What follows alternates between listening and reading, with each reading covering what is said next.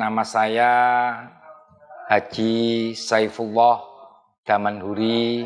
Saya dilahirkan di Pasuruan pada tanggal 11 November 1966. Saya dalam rangka melanjutkan perjuangan ayah saya sampai saat ini menjadi pengasuh di Pondok Pesantren Syamsul Arifin yang jumlah santrinya kurang lebih ada 1.200 yang belajar di beberapa lembaga pendidikan baik formal maupun informal. Kemudian karir politik saya dimulai sejak tahun 1986. Saya bergabung dengan partai politik yaitu Partai Persatuan Pembangunan. Dan ini dilatar belakangi oleh kegemaran saya mengikuti organisasi mulai di pondok pesantren di Tebuireng Jombang, kami sempat jadi ketua OSIS, kemudian di Kediri, di Ploso, kami jadi ketua IKSAP, organisasi daerah santri Pasuruan. Dan ini terbawa sampai pulang, sehingga begitu pulang tahun 86 kami bergabung dengan partai politik yaitu P3. Saya ketika 86 itu usia berarti 20 tahun. 20 tahun. Kemudian pada pemilu 1987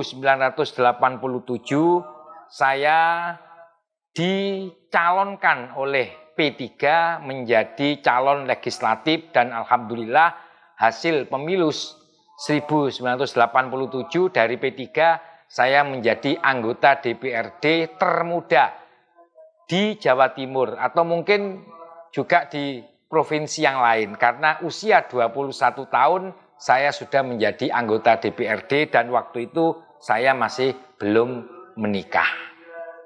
Jadi saya itu di DPRD itu bersamaan dengan 8 bupati.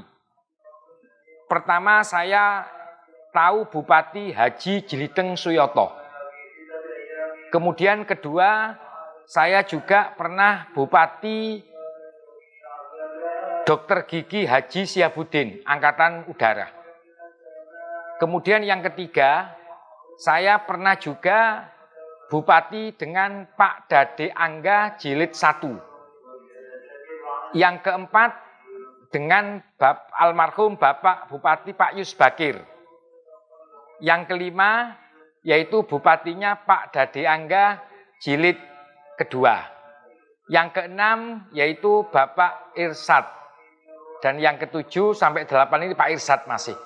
Dan dulu itu Bupati di Pasuruan, ini semuanya terdiri dari ABRI, TNI, waktu itu ABRI namanya. Jadi belum ada Bupati dari sipil. Jadi memang kalau bicara selama saya menjabat beberapa periode di DPRD, ada suka dan duka. Sukanya ketika kami bisa memperjuangkan kepentingan masyarakat. Contoh seperti ada jalan yang belum aspal. Kemudian kami perjuangkan bisa jadi jalan aspal. Masyarakat senang, masyarakat gembira. Nah, kesenangan masyarakat ini adalah merupakan kepuasan tersendiri di batin kami yang mungkin tidak bisa ditukar dengan apapun. Kemudian dukanya, kalau misalnya masyarakat itu taunya DPR,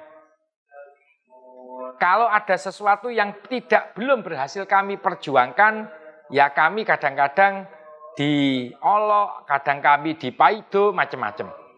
Kadang-kadang masyarakat kan tidak tahu. Seperti ada jalan yang kewenangannya milik provinsi. Di situ ada lubang.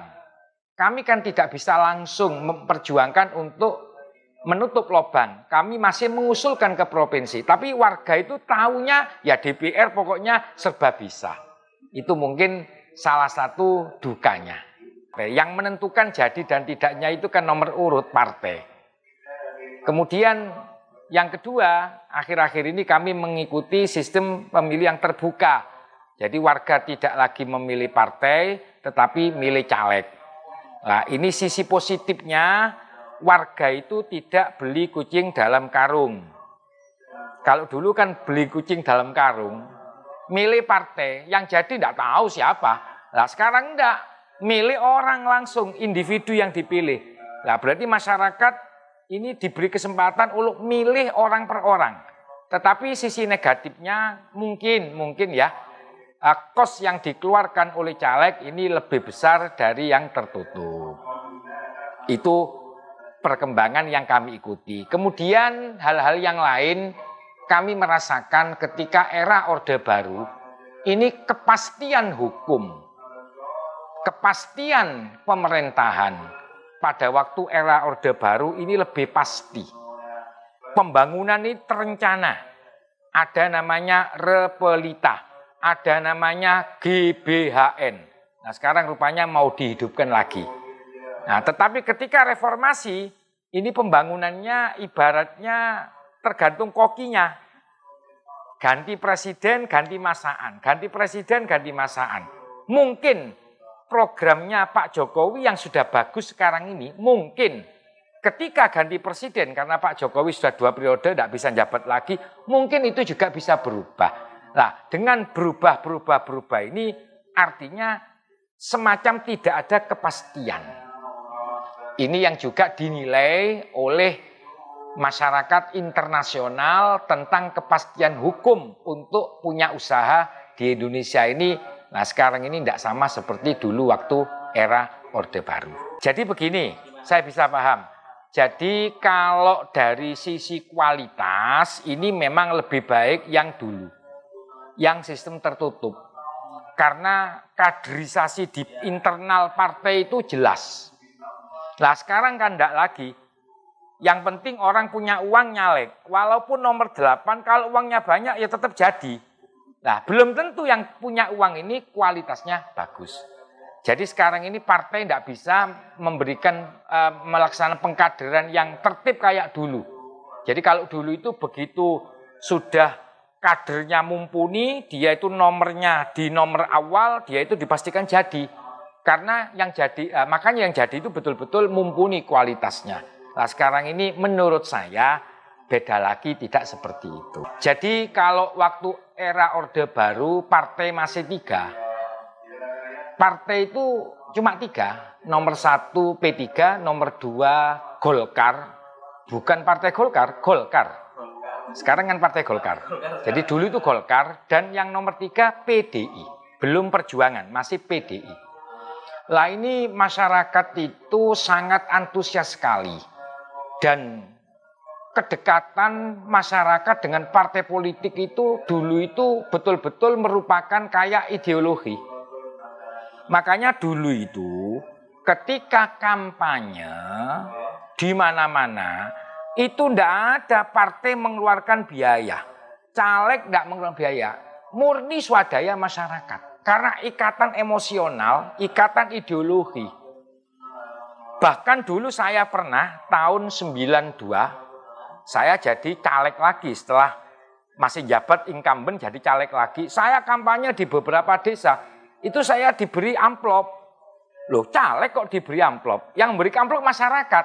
Nah, karena apa? Mereka itu ikatan emosionalnya dengan partai itu sangat tinggi sekali. Itu dulu seperti itu. Sehingga sekarang kan sudah beda. Nah, sekarang kalau ada undangan partai ke pengurus tingkat ranting di desa, terlebih dulu yang ditanyakan ada amplopnya apa enggak, kan begitu. Kalau dulu enggak, justru caleg yang diberi amplop.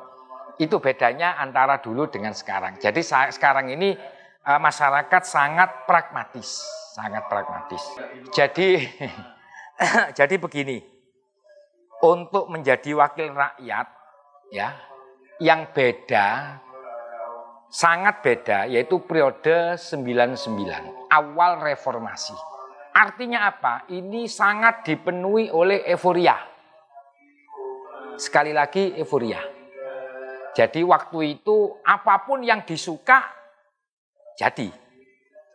Dan pada waktu itu periode 99 sampai 2004, karena masih awal reformasi, euforia, waktu itu banyak laporan pertanggungjawaban bupati yang ditolak oleh wakil rakyat. Ketika ditolak, ya sudah, dia tidak bisa nyalon bupati lagi. Nah, jadi ibarat keran demokrasi, ya, yang paling di loss itu periodenya 99 awal reformasi, yang pemilunya diikuti oleh multi partai. Sampai berapa puluh partai waktu itu kan. Banyak partai-partai baru yang mengikuti pemilu 99. Ini yang mungkin beda dengan periode yang lain.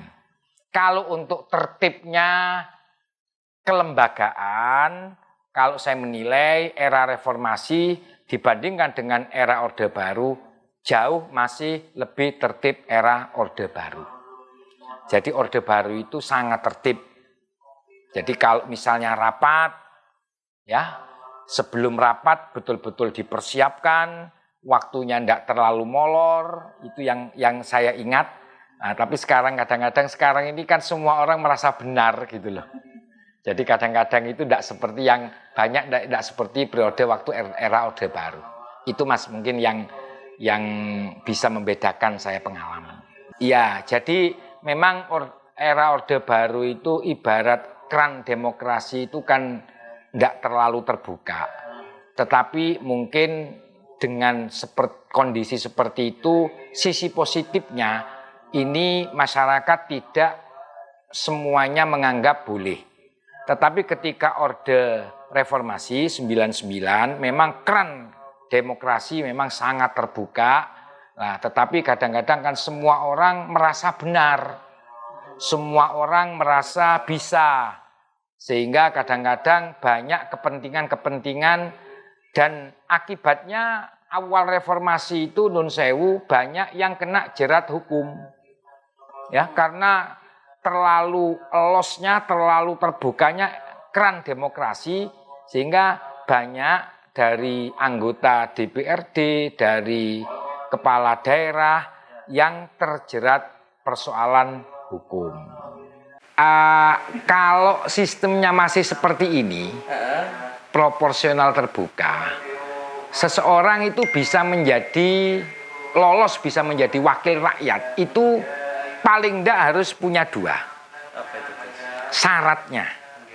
Nah, dua ini kalau bahasanya anak-anak yang di jalan-jalan, pertama punya power, yang kedua punya koper. Dua ini, power ini artinya jaringan. Jadi seseorang ini, nyalek ini harus punya jaringan, mulai dari tingkat dapil, tingkat kecamatan, tingkat desa, bahkan sampai tingkat dusun. Yang kedua harus punya biaya. Segede apapun biaya itu, tanpa ada jaringan yang jelas, tidak ada gunanya biaya itu. Jadi harus punya jaringan. Dan sebaliknya, sekuat apapun jaringannya, tapi tidak ditopang dengan pembiayaan, ini juga sulit. Nah, jadi pertama itu adalah power. Power itu jaringan, punya tim dari atas sampai ke bawah. Yang kedua koper, ini artinya punya biaya. Dengan dua ini insya Allah. Tetapi begini, kalau untuk incumbent yang nyalon lagi, ini mestinya peluang itu lebih besar dari yang bukan incumbent. Artinya apa? Selama dia menjabat 5 tahun, mestinya dia bisa memanfaatkan, dalam tanda kutip positif loh ya. Mestinya dia sudah pernah membantu musola, dia pernah membantu membangun jalan, dia pernah membantu RTLH, artinya memperjuangkan dapat bantuan. Lah, setidak-tidaknya dia kan sudah punya jaringan, punya jasa. Nah, jadi mestinya kalau incumbent ini peluangnya lebih besar dari bukan incumbent. Tapi kalau ada incumbent yang nggak jadi, ya kan kebacut namanya itu. Incumbent kok nggak jadi, mestinya incumbent itu lebih berpeluang jadi daripada yang bukan incumbent. Jadi mungkin jadi selain punya jaringan, punya biaya, Ditambah lagi kalau memang incumbent dia itu lebih banyak, dia itu peluang untuk jadi lagi.